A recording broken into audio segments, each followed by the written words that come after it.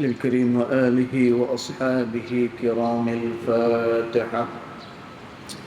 أعوذ بالله من الشيطان الرجيم. بسم الله الرحمن الرحيم. الحمد لله رب العالمين الرحمن الرحيم مالك يوم الدين. إياك نعبد وإياك نستعين. اهدنا الصراط المستقيم صراط الذين أنعمت عليهم غير المغضوب عليهم ولا الضالين. السلام عليكم ورحمة الله وبركاته. الحمد لله والصلاة والسلام على رسول الله سيدنا محمد بن عبد الله وعلى آله وصحبه ومن والاه. أشهد ونشهد أن لا إله إلا الله وأشهد أن محمدا عبده ورسوله. اللهم فصل وسلم على سيدنا محمد عبدك ورسولك النبي الأمي وعلى آله وصحبه وبارك وسلم. ثم أقول رب اشرح لي صدري ويسر لي أمري واحلل عقدة من لساني يفقه قولي أما بعد. قال الله سبحانه وتعالى في تنزيله: لقد كان لكم في رسول الله أسوة حسنة صدق الله العظيم. ربي أدخلني مدخل صدق وأخرجني مخرج صدق واجعلني من لدنك سلطانا نصيرا. إلهي أنت مقصودي ورضاك مطلوبي فاعطني محبتك ومغرفتك يا أرحم الراحمين. Alhamdulillah, yang pertama-tamanya kita merafakkan kesyukuran kehadiran Allah Subhanahu wa taala, kerana dengan limpah kurnianya, dengan rahmatnya Dia, alhamdulillah, pada pagi ini kita dapat bersama-sama di dalam tempat yang sangat mulia, iaitulah di dalam rumah Allah Subhanahu wa taala, bagi menunaikan satu perbuatan yang juga sangat mulia, iaitulah salat, dan waktu yang sangat mulia pada waktu subuh, yang kata Nabi sallallahu alaihi wasallam, siapa-siapa yang berjalan di dalam kegelapan subuh untuk menuju ke rumah Allah Ta'ala, maka di akhirat besok akan diterangkan perjalanannya ke syurga Allah Subhanahu wa Ta'ala. Dan maka subuh ni merupakan satu waktu yang dimuliakan oleh Allah Subhanahu wa taala. Maka mudah-mudahan dengan kemuliaan tersebut, maka kita juga turut akan dimuliakan oleh Allah Subhanahu wa taala. Allahumma amin. Tuan-tuan dan puan yang dirahmati Allah sekalian, tak berapa lama sahaja lagi kita akan menyambut hari raya Aidil Adha. Dan sebagaimana yang kita maklum, Aidil Adha dia adalah hari raya korban. Nabi sallallahu alaihi wasallam begitu menggalakkan kepada umat dia supaya melakukan ibadat korban ini. Tuan-tuan, selain daripada ibadah korban ni, pahalanya sangat besar pada sisi Allah Subhanahu wa taala. Maka Nabi SAW menyatakan, siapa-siapa yang mempunyai kemampuan untuk melakukan ibadat korban, tetapi dia tidak melakukannya, dan dia ada kemampuan, kemudian dia tidak melakukan ibadat korban, maka kata Nabi SAW, la yaqribanna musallana, maka janganlah dia menghampiri tempat sembahyang kami, kata Nabi. Tuan-tuan, hadis ni merupakan ketegasan daripada Nabi SAW bagi sesiapa yang mempunyai kemampuan untuk melakukan ibadat korban, maka hendaklah dia melakukan ibadat tersebut.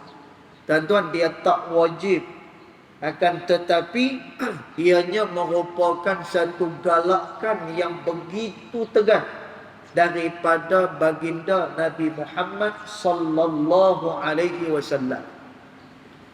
Dan siapa yang melakukan ibadat korban ini, maka segala apa yang berada pada haiwan korban tersebut akan dikira pahala pada sisi Allah Subhanahu wa taala. Dan Allah Subhanahu wa taala dia menyatakan, la yanalallahu luhumaha, tidak dapat bagi Allah Subhanahu wa taala itu akan daging-daging haiwan korban. Dan tuan, yang nak bedak-bedak daging korban ni adalah kepada golongan-golongan yang tertentu daripada kalangan manusia. Tapi daging-daging ni tidak akan didapatkan oleh Allah Subhanahu wa taala. Yang akan sampai kepada Allah Subhanahu wa taala at-taqwa, iaitulah takwa seseorang kepada Allah Subhanahu wa taala. Maka Nabi SAW menyatakan, ketika mana seseorang dia menyembelih binatang korban itu, sebelum daripada darahnya menitis ke atas muka bumi, tuan-tuan, dia telah pun diganjari dengan pahala yang besar daripada sisi Allah Subhanahu wa taala, daripada dagingnya, daripada bulu-bulunya, kemudian daripada darah yang mengalirnya, tulang belulangnya. Bahkan disebut oleh Nabi SAW bahawa haiwan korban ni esok akan menjadi tonggangan di hari akhirat besok. Dan tuan, maka demikian besarnya ibadat korban yang dilakukan dan juga yang diperintah oleh Allah Subhanahu wa taala. Yang tu yang pertama. Dan tuan, manakala yang kedua, daripada ibadat korban ini nak menunjukkan bahawa kita adalah orang yang bersyukur kepada Allah Subhanahu wa taala. Dan tuan, sebagai manusia, kita senantiasa kena bersyukur di atas segala nikmat yang diberikan oleh Allah Subhanahu wa taala. Dan tuan, kita hidup ni dalam keadaan mengecapi nikmat daripada Allah Subhanahu wa taala. Kerana tu dalam surah Ar-Rahman, Allah Subhanahu wa taala kata, "Fabi ayyi ala'i rabbikuma tukadziban?" Manakah dia lagi nikmat Tuhan yang ingin kamu dustakan, kata Allah. Dan tuan, ayat ni Allah Subhanahu wa taala dia nak beritahu kepada hamba-hamba dia bahawa kita manusia adalah hidup di atas nikmat daripada Allah Subhanahu wa taala. Dan tuan, nikmat yang paling dekat dengan kita adalah diri kita sendiri. Dan tuan, kita hirup udara pagi ni semua boleh bangkit semua, alhamdulillah. Tuan-tuan, semalam sebagai contoh, ada kawan-kawan kita yang telah pun menghembuskan nafas yang terakhir. Tuan-tuan, semalam juga saya baru je menyembahyangkan satu jenazah kanak-kanak. Tuan-tuan, budak lagi. Jenazah tu halui ya. Jenazah tu kecil ya. Tuan-tuan, dia dah pun meninggal dunia. Tuan-tuan, tapi pada pagi ni kita boleh hirup udara, kita masih lagi dapat oksigen. Fabi ayyi ala'i rabbikuma tukazziban. Mana dia lagi nikmat Allah Subhanahu wa taala yang hendak kamu dustakan, kata Allah. Tuan-tuan, maka ibadat korban yang kita lakukan ini adalah kerana untuk menzahirkan kesyukuran kita kepada Allah Subhanahu wa taala. Dan kerana tu ibadat yang kita buat ni, apa pun juga ibadat, sembahyang baik, ibadat korban baik, kemudian umrahnya, hajinya ni tak lama lagi apa ni nak haji umrah dah.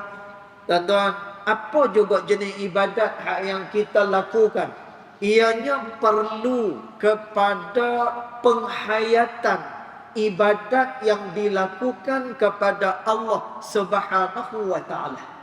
Dan maka ibadat korban yang kita ambil bahagian ni, tuan-tuan, tahun ni mungkin harga satu bahagian agak naik. Ada yang 800, ada yang 850 kambing, Allah Ta'ala alam berapa. Tapi kalau di tempat saya, di negeri saya, nah, kambing ada sampai 2,000 ada. Nah, 2,000 naik tahun ni. Tuan-tuan, kita ambil bahagian semua ni dan juga kita lakukan semua ni adalah nak menunjukkan bahawa kita bersyukur di atas segala nikmat-nikmat yang diberikan oleh Allah Subhanahu wa taala. Dan kerana tu Allah Subhanahu wa taala menyatakan, bila mana Allah Subhanahu wa taala hiburkan Nabi sallallahu alaihi wasallam. Dan Nabi sallallahu alaihi wasallam pada satu ketika dia telah pun dihina oleh manusia.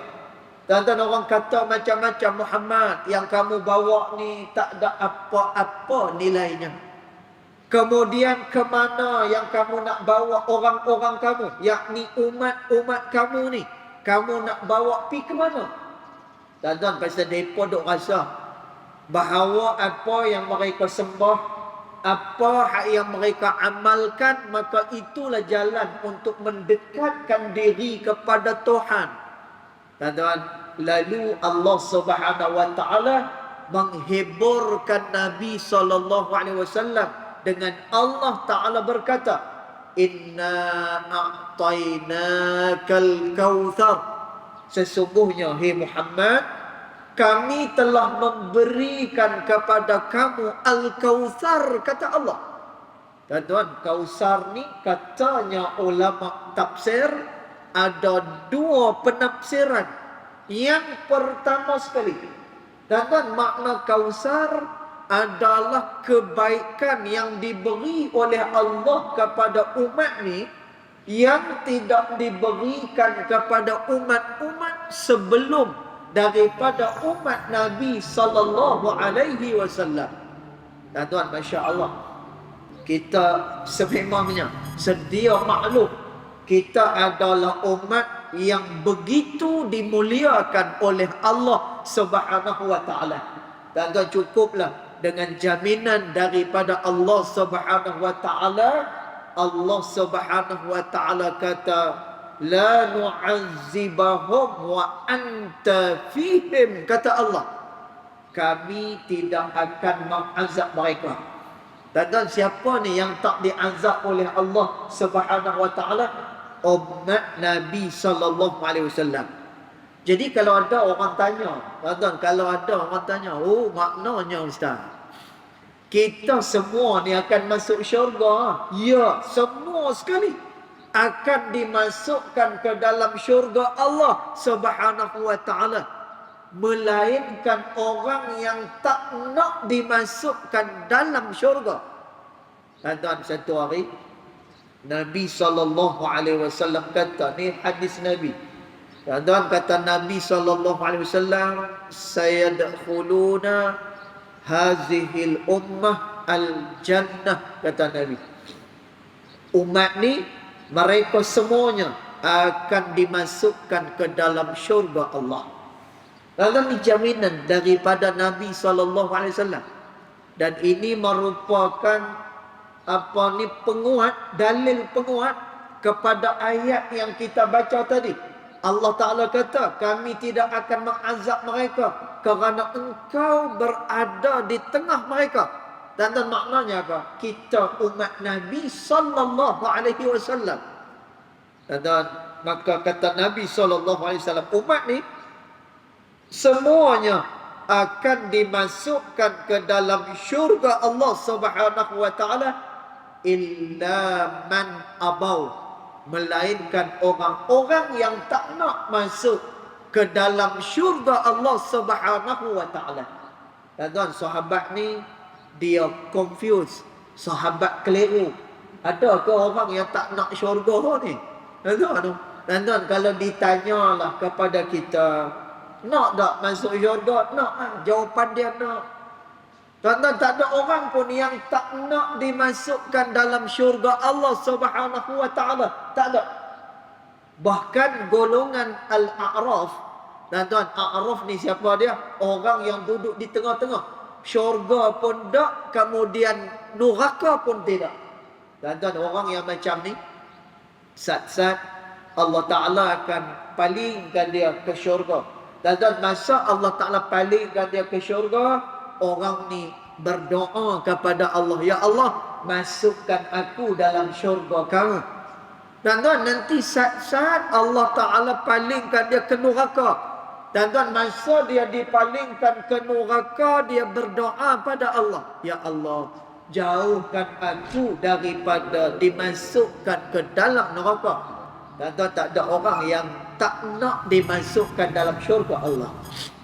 Jadi sahabat dia tanya dengan Nabi SAW, man abau? Siapa dia yang tak nak dimasukkan dalam syurga Allah ni? Dan siapa dia yang tak nak masuk dalam syurga ni? Yang tak nak masuk di dalam syurga Allah Subhanahu wa Ta'ala, iaitulah orang-orang yang jauh daripada ajaran Allah dan juga jauh daripada ajaran Nabi sallallahu alaihi wasallam. Mereka lah orang-orang yang tak nak dimasukkan dalam syurga Allah. Tuan-tuan, jadi makna Kausar daripada surah ni, yang pertama, Allah memberi kebaikan kepada Nabi sallallahu alaihi wasallam beserta dengan umat dia. Tuan-tuan, cukup ayat dengan hadis tadi yang kita baca. Tuan-tuan, kelebihan umat ni banyak, tapi cukuplah. Allah Ta'ala kata apa? Dia tak azab hamba dia daripada kalangan umat Nabi SAW. Kemudian Nabi pun kuatkan lagi, semuanya dimasukkan dalam syurga Allah, melainkan orang yang tak mau dimasukkan ke dalam syurga dia. Tuan-tuan, maka ini yang dimaksudkan sebagai Kausar. Itu pertama. Yang keduanya, Al-Kausar adalah merujuk kepada telaga Kausar.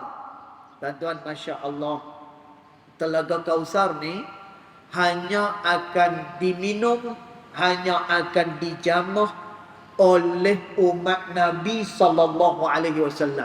Airnya sangat-sangat lezat, dan apabila diminum akan menghilangkan dahaga yang teramat sangat. Dan inilah telaga Kausar Nabi SAW. Dan lalu Allah Subhanahu wa Ta'ala kata, setelah kami berikan kepada kamu Kausar ini, kebaikan dunia dan juga kebaikan di akhirat. Dan Allah Ta'ala perintah, fasalli li rabbika wanhar, hendaklah kalian mendirikan sembahyang, kata Allah. Dan tuan sembahyang kat sini adalah sembahyang raya Idul Adha. Dirikan sembahyang kata nak tunjuk bahawa bersyukurnya kita di atas nikmat yang diberikan oleh Allah.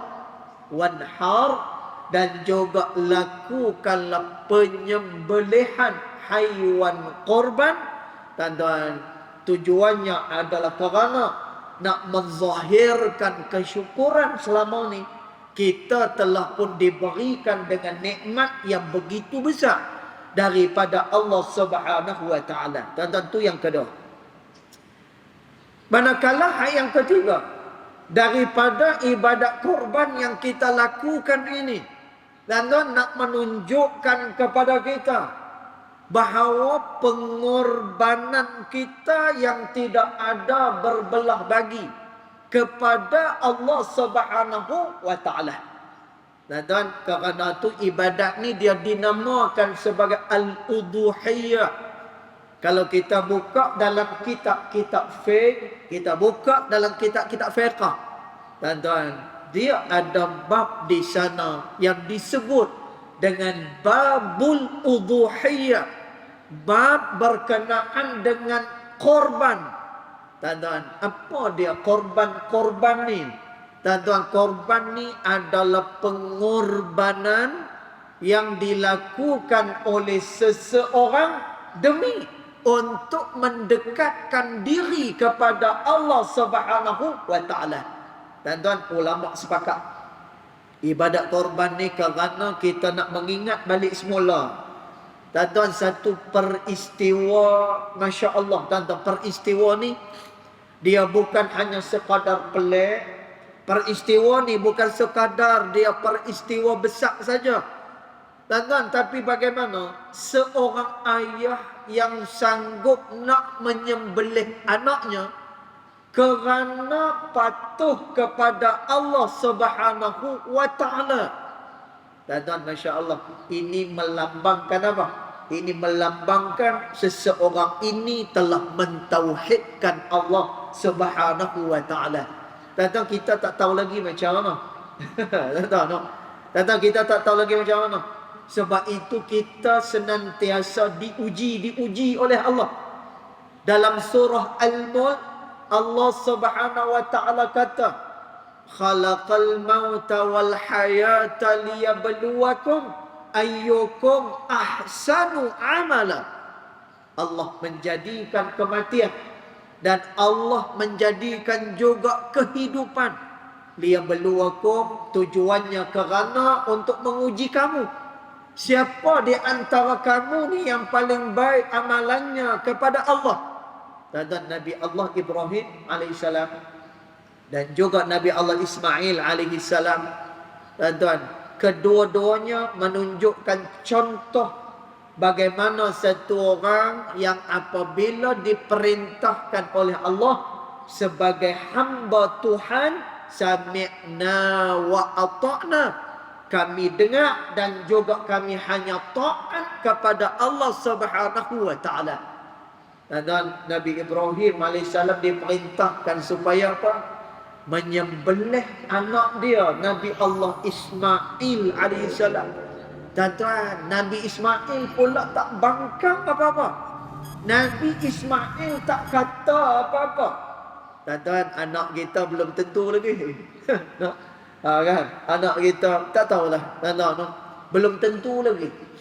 Nabi Allah Ismail alaihissalam, bila mana Nabi Allah Ibrahim alaihissalam kata kepada dia, wahai anak, malam kemarin aku nampak di dalam mimpi aku menyembelih kamu.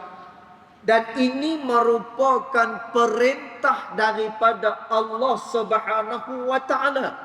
Tuan-tuan, Nabi Ibrahim alaihissalam kata macam tu kerana beratnya hati dia nak melaksanakan apa yang diperintah oleh Allah Subhanahu wa taala ini untuk menyembelih anak dia Ismail. Tuan-tuan, tapi anak soleh ni, Masya Allah, anak yang soleh. Dia kata pada Nabi Allah Ibrahim alaihissalam, wahai ayah, laksanakanlah perintah Allah Ta'ala itu satajiduni insyaallah, kamu akan dapati aku ni insyaallah daripada kalangan orang-orang yang bertakwa kepada Allah. Dan masya-Allah, ayah dan juga anak yang bertakwa kepada Allah Subhanahu wa taala, yang sanggup mengorbankan apapun juga kerana dia faham bahawa dia adalah hamba kepada Allah Subhanahu wa taala. Dan jadi ibadat korban yang kita duk buat ni, dan bukan senang, no? Bukan senang. Kita keluar duit 800, dan bukan senang. Tambah pula akhir-akhir ini. Dan mutaakhir ni barang semua naik. Segala-galanya naik. Nasi lemak apa ni bilih telur pun. Kan? Bilih telur tu. Kan? Lah ni dah RM1 3 rupang tu. RM1 3 rupang. Nasi lemak ayam.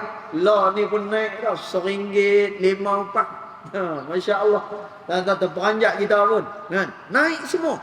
Dan tiba-tiba main ibadat korban ni pun naik juga. 800, 850, 900 pun dah.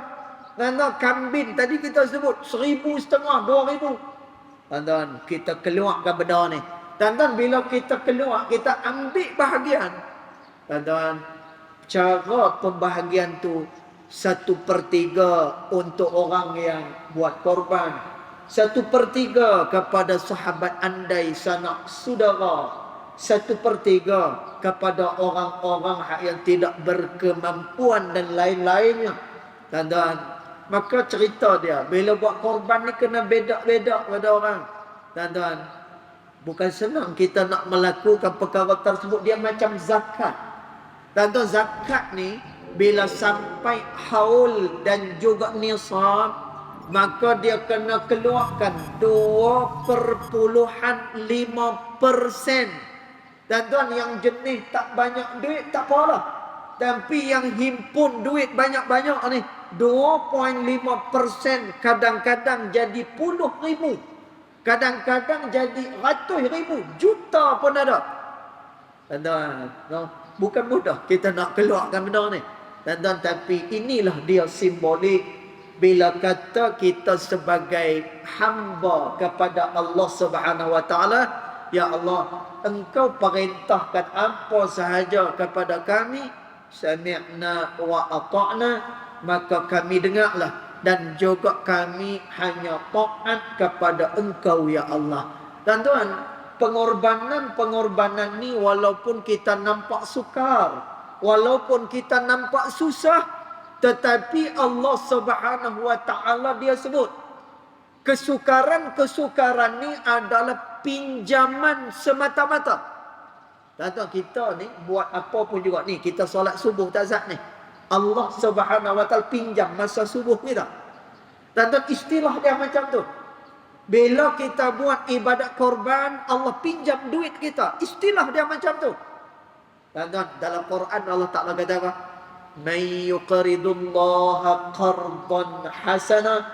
Siapa dia, kata Allah, yang hendak memberi pinjam kepada aku, kata Allah.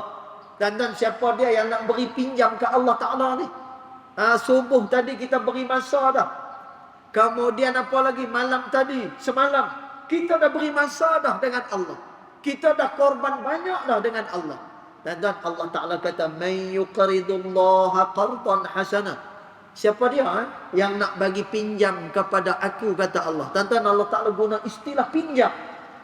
Lalu Allah Ta'ala kata, apa yang aku pinjam ni aku bayar. Dan bagaimana Allah Ta'ala bayar? Fayudha'ifa lahu. Maka dia akan diberikan dengan gandaan daripada Allah Subhanahu wa Ta'ala. Dan ini bukan sistem riba. Dan yang riba ni antara kita sesama manusia sahaja. Dan tapi Allah Subhanahu wa taala ketika mana dia mengharamkan riba, Allah Taala kata, wa ahallallahu al-bai'a wa harrama riba. dihalalkan untuk seseorang niaga, tetapi diharamkan baginya riba, kata Allah. Tuan-tuan, tapi dengan Allah Subhanahu wa taala, Allah taala seolah-olahnya, macam sistem ni sistem riba. Bila mana diberi pinjam nak bayar balik, macam cerita Piramli ya. Macam cerita Piramli. Kan? Apa ni, Alibaba bujang labu. Kan? Bila kawan tu mai nak pinjam gandum segantang, dia kata apa? Nanti bila nak bayar balik 2 gantang, dia kata lambat lagi naik segantang lagi. Gandaan. Dan sesama kita manusia, perkara itu diharamkan oleh Allah. Tapi Allah Subhanahu wa taala kata, kamu yang bagi pinjam, apa-apa yang aku nak ni, tuan-tuan, masa kita, pengorbanan kita, dan apa yang kita lakukan untuk Allah, yang kadang-kadang terpaksa kita mendahulukan Allah berbanding daripada diri kita sendiri. Dan Allah Ta'ala kata, fayudha'ifa lahu, maka dia akan digandakan oleh Allah Ta'ala. Dan maknanya apa? Masa dia akan diberkati oleh Allah. Rezeki dia akan ditambah oleh Allah. Dan akan ditambah ketenangan dalam hati dia. Di akhirat besok, malah lagi lah, dia akan dibalas dengan balasan yang begitu besar daripada sisi Allah Subhanahu wa taala. Jadi cukup dulu setakat tu, tuan-tuan, sebagai kita kata penghayatan kepada ibadat korban. Mudah-mudahan ibadat korban yang kita lakukan ianya sebagaimana yang disebut oleh Allah Subhanahu wa taala, amalan yang sampai kepada Allah Subhanahu wa taala. Mudah-mudahan kita dikurniakan dengan ganjaran yang besar dari Allah Subhanahu wa taala, insya-Allah. Yang baik datang daripada Allah Subhanahu wa taala, yang tidak baik datang daripada kejahilan dari saya sendiri, walaupun hakikat kedua-duanya datang daripada Allah Subhanahu wa taala. Bismillahirrahmanirrahim. Alhamdulillahirabbil alamin, wassalatu wassalamu ala asyrafil anbiya wal mursalin wa ala alihi wa sahbihi ajma'in. Allahumma ighfir lana ma akhtana wa ma ta'ammudna wa ma asrarna wa ma a'lanna وما أنت أعلم به منا، أنت المقدم وأنت المؤخر، لا إله إلا أنت سبحانك إنا كنا من الظالمين. وصلى الله على سيدنا محمد وعلى آله وصحبه وبارك وسلم، والحمد لله رب العالمين، والله أعلم.